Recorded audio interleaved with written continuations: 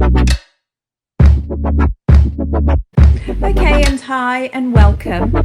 I'm Yasmin Shaheen-Zaffar, and I'm going to do a short little video live talking about anger. It's great to have you in the mentally fit community. I'm actually a therapist. I'm a counsellor and psychotherapist, and I'm based in Yorkshire in the UK. At the moment it's 6 p.m. here in the evening, so I'm just wondering what time it is over there in the States, depending where you are.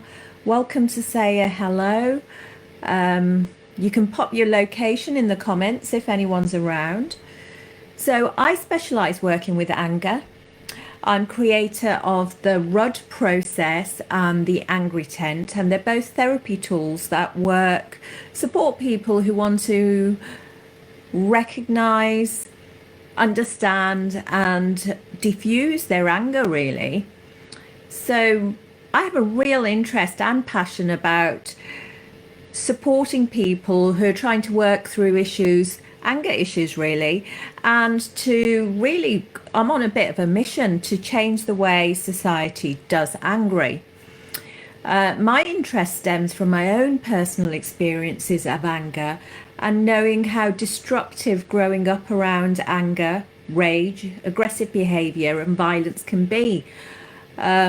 Extremely traumatic.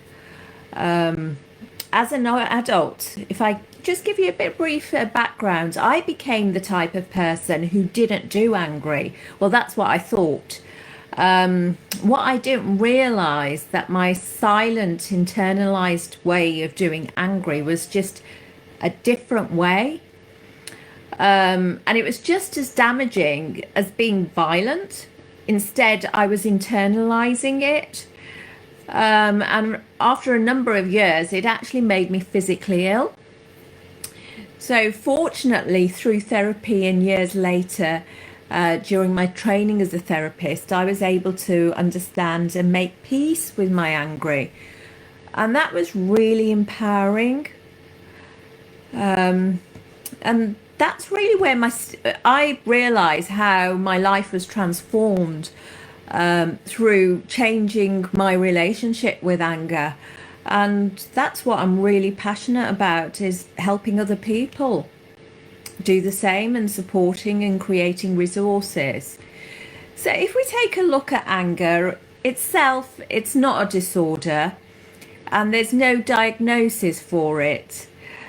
The DSM-5, which is let me get this right, and I hope I can say it without tripping up, the American Psychiatric Association's Diagnostic and Statistical Manual of Mental Disorders. Anger's actually not listed on there, nor is it listed in the World Health Organization ICD-10 manual. However, several disorders reflect enduring and dysfunctional anger. Anxiety, for example, it reflects anger in some cases. There are two disorders, intermittent explosive disorder and oppositional defiant disorder, which have traits of anger. But anger itself is not a disorder. So you might be wondering, well, is it actually a problem? And I would say, well, it affects our relationships. And I'm passionate about supporting people recognize how anger affects the choices we make, the stress it causes us, and the intergenerational trauma it can cause. I mean, anger can cause PTSD. We tend to, as a society, relate PTSD to veterans, which, yes, it exists, but trauma and PTSD occurs on a day-to-day level. You know, having a frying pan as a kid thrown at you by your angry mom, or, you know, being followed, tailgated by angry driver. So I'm really passionate about raising awareness of anger in individuals and communities, young and old, and really exploring how we can do angry a more helpful way. I'm also really passionate about lessening the shame of anger. As a society, anger is seen as a bad behaviour. A lot of people end up in the criminal justice system. And I really want to lessen the shame. I think most of us have been there at some point where we're a bit embarrassed about losing it, worried what the neighbours might say if they've heard us shouting. So by raising awareness of anger and just talking about it and normalising it as a normalised behaviour, I hope to lessen the shame so more people can seek support.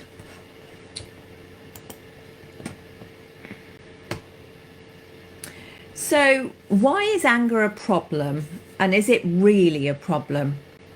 I mean, anger is there as a mechanism put in place to, the way I view it, that lets us know that something needs to change.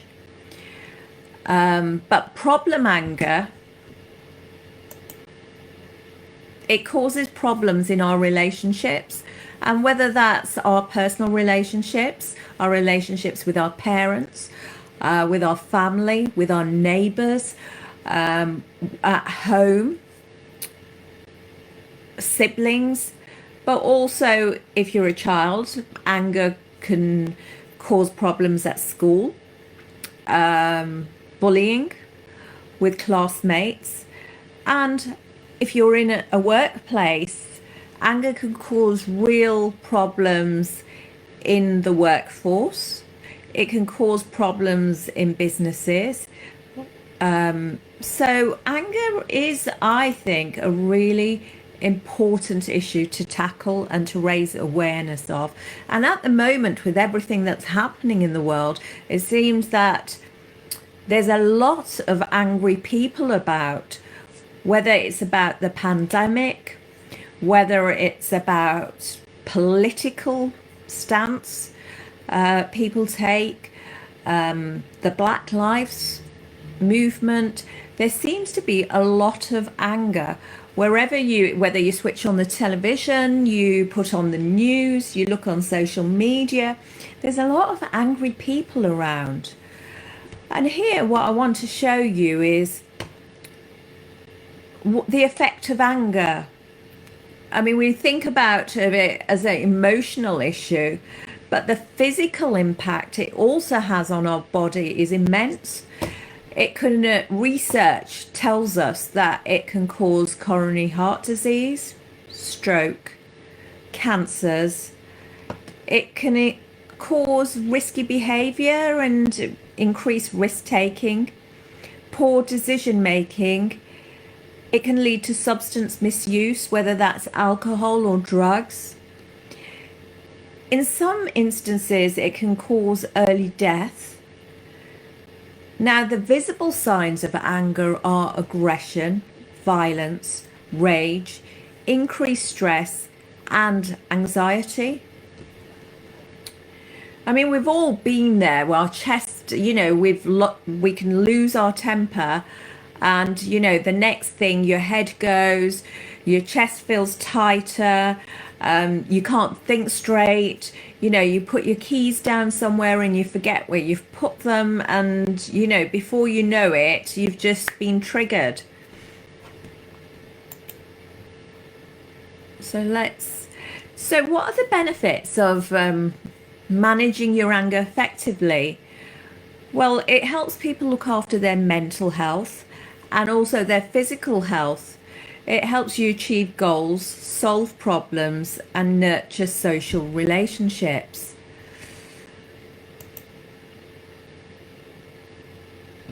So, I really have a problem with the way that society almost labels angry behavior as bad behavior. I would like to take a look at the brain and how the makeup of the brain and evolution has affected the way that we manage anger. So if we just take a quick look back, the first humans appeared on the planet about 100,000 years ago, and only 50,000 years ago did language and culture evolve. So evolution adapts to situations, so we adapt to the environmental changes, both physical environment and the social environment.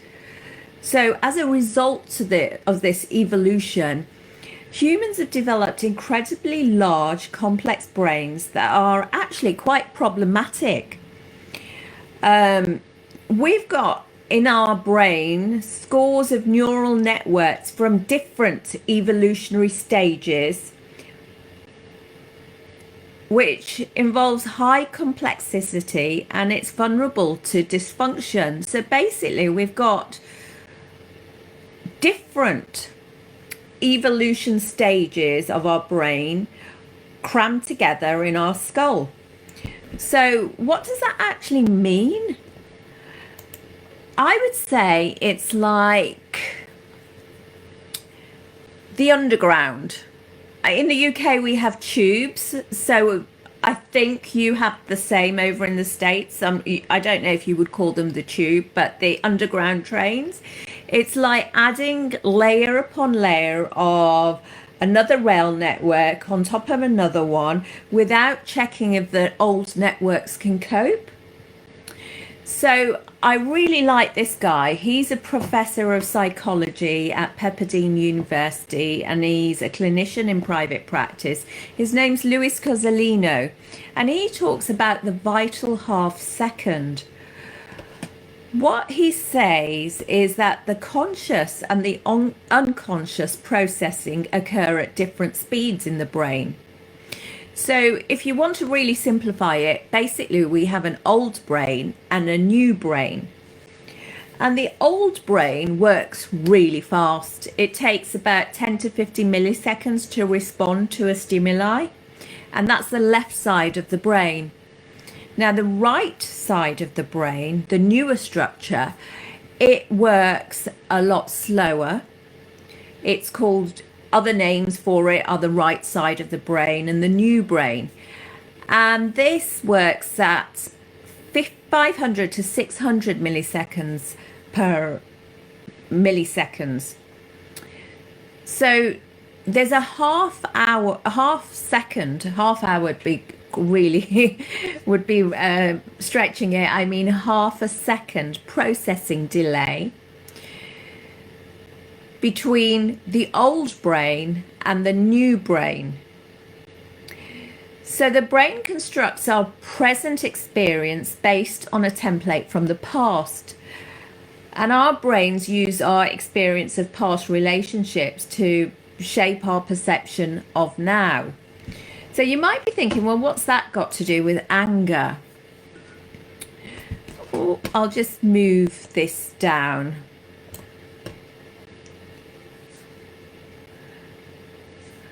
Well, Cozzolino, he states that the left hemisphere is in charge during the day, at least outwardly, with a lot of influence from the other side of the brain, the other part of the brain. And the right hemisphere is in charge when we are sleeping. I mean, that's a really simple way of looking at it. But a lot of us know what we should do. We shouldn't be screaming at our family. We shouldn't be, driving dangerously. We know what we shouldn't do. But somehow we still do it when under stress. And it's actually due to evolution, due to the left and right side of the brain. And we're driven in a primitive way to do these things. And our left hemisphere, the rational part, the new part of the brain, the part that works slower, doesn't always have the leverage to keep us from doing it.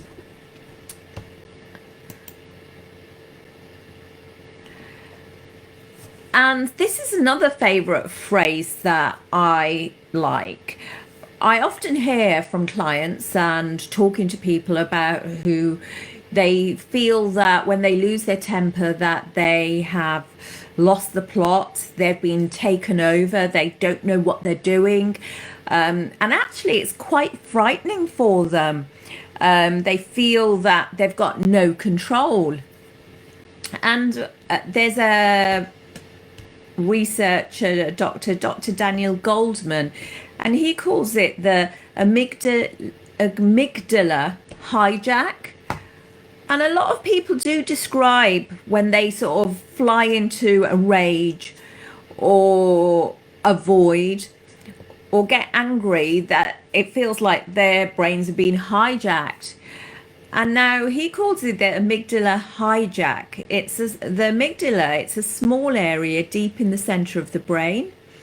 And it plays a whole role a huge role actually, in emotional functioning. It's responsible for your primitive reactions to dangerous stimuli. And I'm sure most of you would have heard of the flight, fright, or freeze response.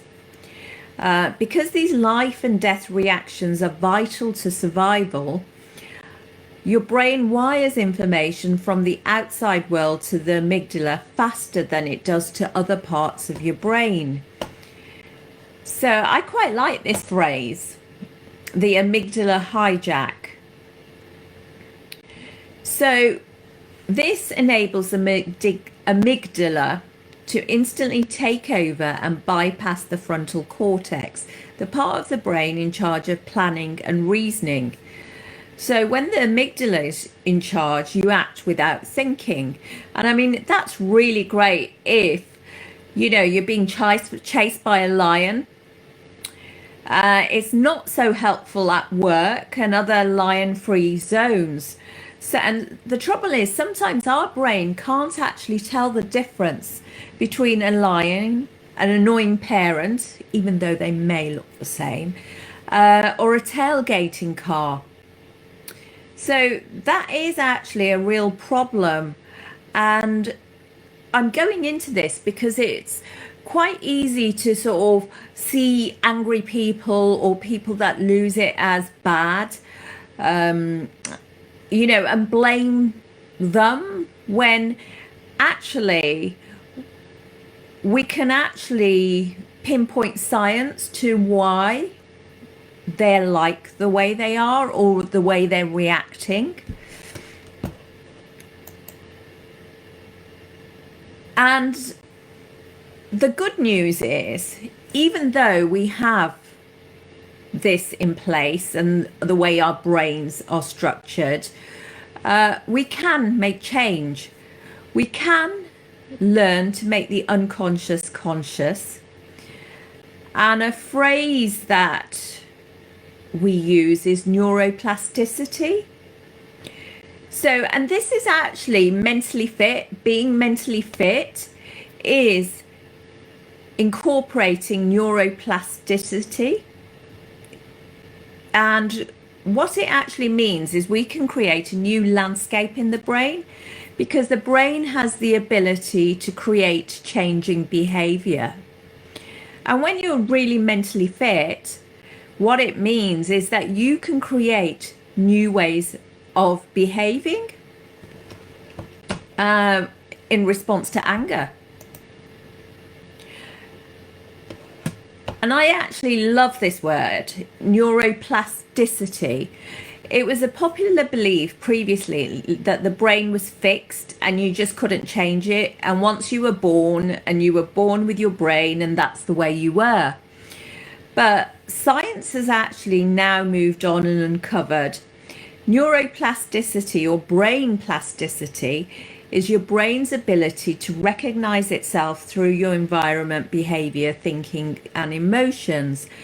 And we now know that brain plasticity is a fluid thing, and it's been used for good to help treat conditions like multiple sclerosis, stroke, Parkinson's, and autism, among other things. And yeah, I really like that word, neuroplasticity. So what you might be wondering, how do we change the way we do angry? I hear this a lot from that it happens so fast, I have no control over it. And the truth is, yes, it does happen so fast, and you've been conditioned. Partly it can be learnt behavior through experience of trauma, but also through the way your brain is structured. Now, the good news is that the brain is just like a muscle. The more you exercise it, it gets stronger, creating new neural pathways, and you need to consistently rewire it. This is what we call being mentally fit. And how can you do this, is you're probably wondering. And you can practice coping strategies and tools to actually change the neuroplasticity in your brain. And that's how we make change, really. Oops. What I like to describe the brain and the landscape of the brain as if it was a very complicated highway junction with lots of different neural pathways. And what our job is, if we want to change the way we behave when we're angry, we're going to take a bulldozer and we are going to break down these old neural pathways that get us behaving in certain ways. And what we're going to do is create new neural pathways.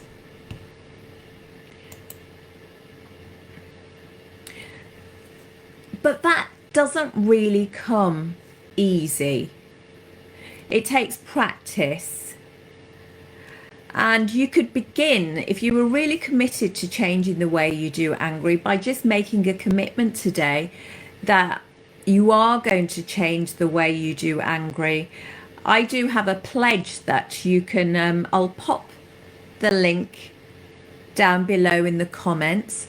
You can actually, it's a little certificate that you can get by email and you can print it out. And just by making a commitment and saying, you know what, enough's enough. Today I'm going to make a commitment to changing the way I do angry. That's a start.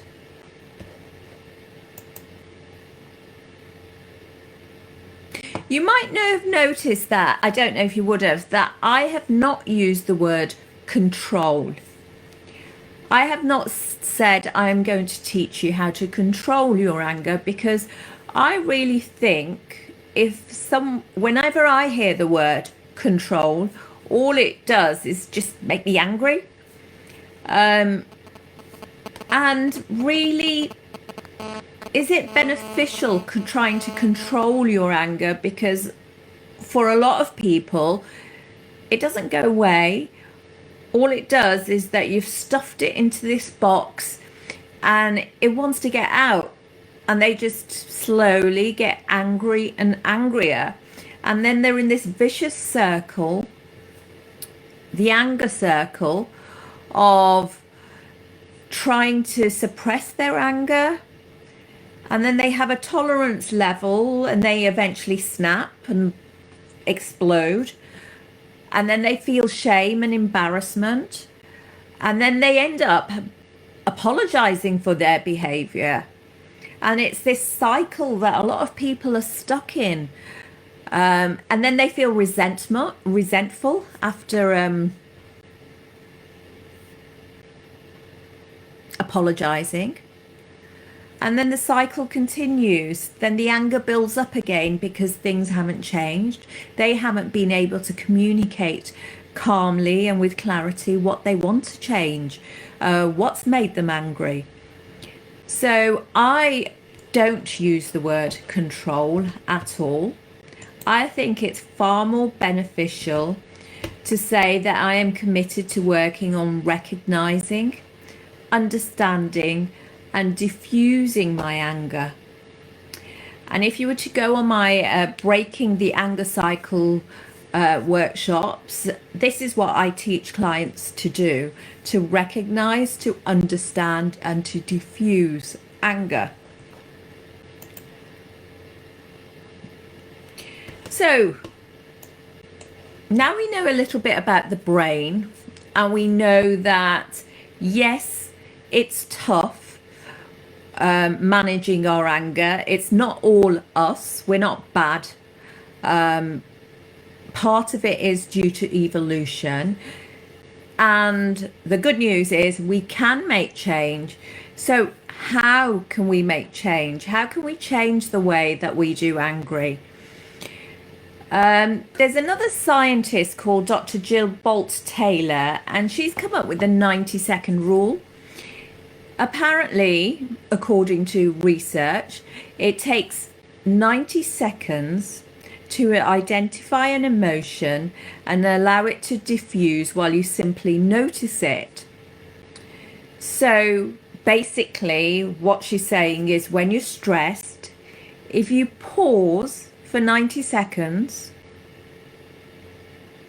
I think you would have to get a stopwatch, because I don't know what 90 seconds would look like. And she calls it emotional labeling. You label what you're feeling. For example, I'm getting really angry. What it does, it tamps down activity in the amygdala. Remember, the amygdala has been emotionally hijacked, and now what we're trying to do is bring it back down.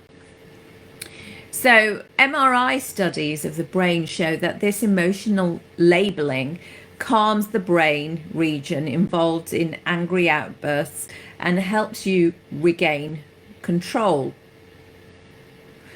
So this sounds actually quite easy, doesn't it? I mean, I would be doing this if I would only remember. The trouble is, a lot of people tend to lose their temper and, well, get emotionally amygdala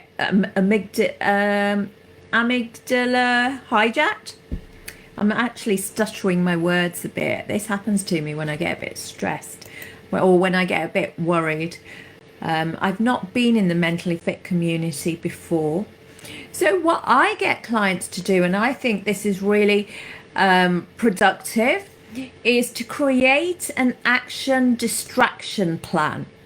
And to create this plan, not when you're angry, when you're in actually a really calm place, to create a plan in advance that you can go to, and you can pick an activity. And an action distraction plan is very, very individual.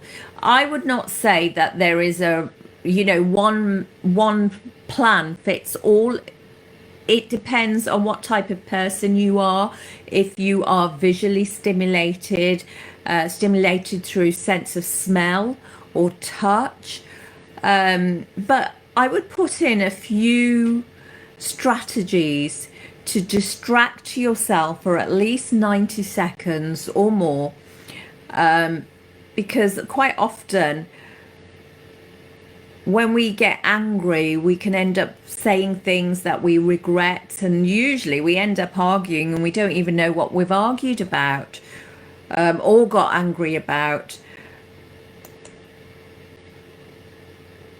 So here are some of the techniques that could help you when you've lost your temper, and you could put into your action distraction plan. Breathing, slow, deep breathing to ground yourself. If you take a deep breath in and a deep breath out slowly.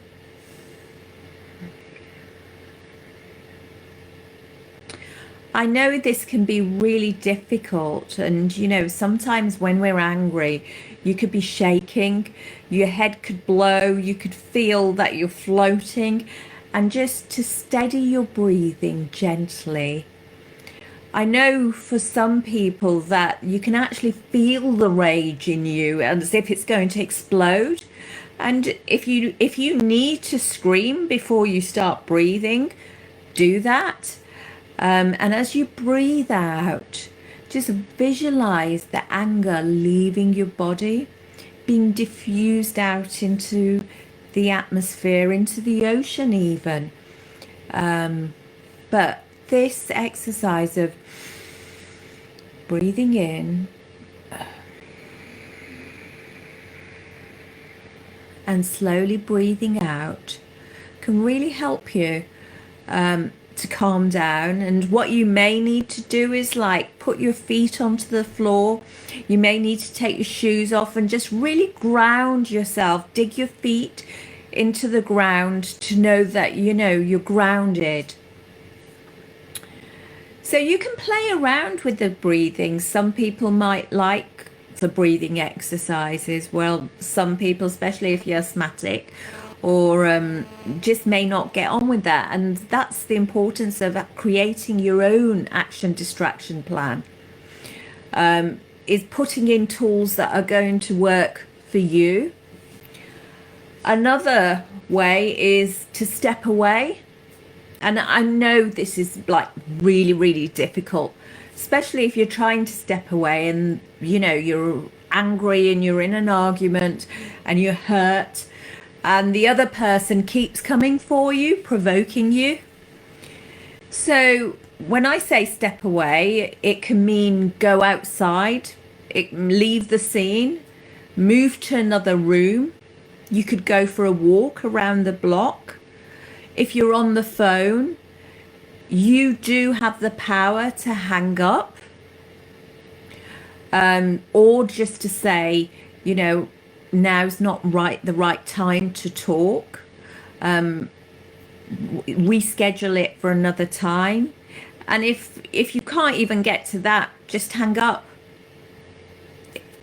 It's got to be better than getting yourself more stressed and saying things that you may regret later. Text,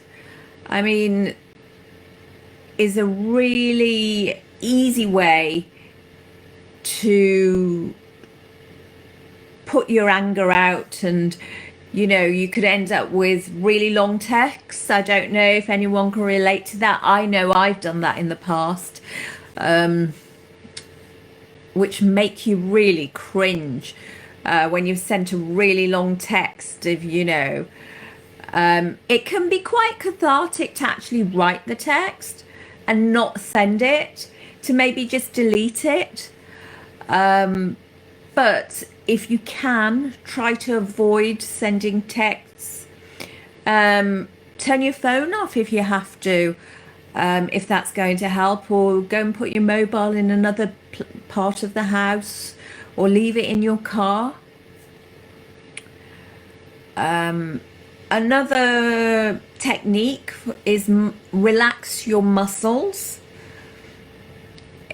Where you feel the tension in your body, it could be in your jaw or in your neck or your shoulders. So if you just tense your muscles and then just relax. If you tense them again and relax. And if it's in the jaw, just tense your jaw. I must look pretty strange right now. And relax. And just repeat this 10 times, 15 times. And as you relax, just visualize the anger leaving your body. This is a great... well, I really enjoy doing this one in particular, more so than the breathing, but it might be different for different people. It can look a bit weird if you're going, but if it helps you calm down, it doesn't really matter. Another action distraction plan could be to mentally escape. And this involves, if you can, move to a quiet room, close your eyes, and practice visualizing a relaxing scene. Perhaps you might have a photograph on your phone from a holiday that you really enjoyed and that was really relaxing. You could even use the photograph, or you could just close your eyes, and this creates this safe place, and imagine you sitting there. Focus on the details of the sounds, the smell, the temperature, what it feels like being in this really safe place. And this allows you to just bring yourself back down to being in an environment that you feel relaxed in. So if we have a look at a few more techniques, I used to find this one really, really difficult, and it's so simple. Stop talking. I would always want to go back for more and have the last word. And it's really empowering, actually, but it's really difficult to do. So what I do, I visualize myself holding a remote control and pressing the mute button on my voice. Sometimes I even pretend my lips are glued together or I've lost my voice. That's the only way sometimes I can stop talking, because when we're angry, we can often say things that we don't mean and that we don't regret, that we really do regret. So it's damage limitation, I guess. Now, anger is also an energy, and rather than the energy being destructive, you could use your energy for good. I know that there's been lots of times when I've been really angry and I've used it to clean the house, spring clean. You wash the yard, or you could put it into signing a petition or even helping someone. So you could create a list of things that you will do when you're angry. You could add to your action distraction plan. You could play some music. And music, I mean, there's sometimes I really love listening to angry music like Prodigy, Firestarter. And you can let it all out. And other times I will enjoy listening to relaxing music when I'm angry, just to bring me back down. So you could create a angry playlist, a letting anger out playlist, and a relaxing from being angry playlist.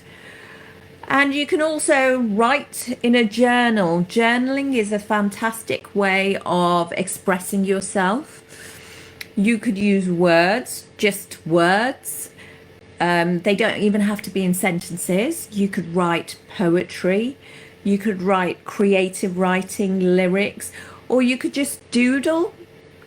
And what that does, that's another way of releasing the anger out on paper. And if you're worried about what you're actually writing, you've always got the choice and the option to actually keep your journal or to actually just rip it up once it's out. Just the fact that you're releasing all this pent-up emotion onto a piece of paper can be enough for you to sort of diffuse the anger. So these ways are just some of, let's go back. You could stop talking, you could play some music, you can write in a journal, you could use your energy for good, like cleaning the house or cleaning someone else's house. Breathing breathing exercises, stepping away, relaxing your muscles, even just stretching. Create a safe place to mentally escape. These are just some of the ways that you can relax and come down from being angry. So what I would do when you feel like you're in a good place, just create an action distraction plan, whether it's on a piece of paper or on your phone. And once it's in your awareness, I'm not saying that you'll start doing this straight away, because that's not the way it works. It takes practice, practice, practice, and it's experimental learning as well. Something might work for certain triggers and other things might work for other triggers. So it's about developing yourself and finding out what works for you. And I think it's really important to remember that to be kind to yourself. You might not nail it the first time or the second time, but as you keep practicing and reminding yourself, creating an action distraction plan and just reading it during the day, even once a day, when you're not angry, it's sort of, you're bringing it into your life and into your awareness. And eventually, whether it's 3 months down the line or 6 months down the line, you'll start implementing small bits into your behavior. And I think it's really important to remember that slip-ups, they're normal. Not to beat yourself up too much about it, knowing that you can make change. And slip-ups are an opportunity to learn. Sometimes people like keeping a reflective journal, which can be a great way of writing out what happened, what you would like to do differently. And it's like a step-by-step process. Change isn't going to happen overnight. And that's, I think, really, really important to remember. But change is possible. You can create healthier pathways. Remember the word neuroplasticity, and being mentally fit means learning new ways to create better behaviors and habits. I'll pop the pledge link at the bottom below. And if you're interested in anger, managing anger, whether it's parents, kids, adults, you can take a look at my website. It's the Angry Tent. It's a therapy tool which I haven't really talked about here. Perhaps I'll do another Facebook Live talking about the Angry Tent and how you can use that to recognize, understand, and diffuse anger. So thank you for listening, and I was super nervous being here today, but it hasn't actually been that bad, and I hope you have a great day. Thank you. Bye.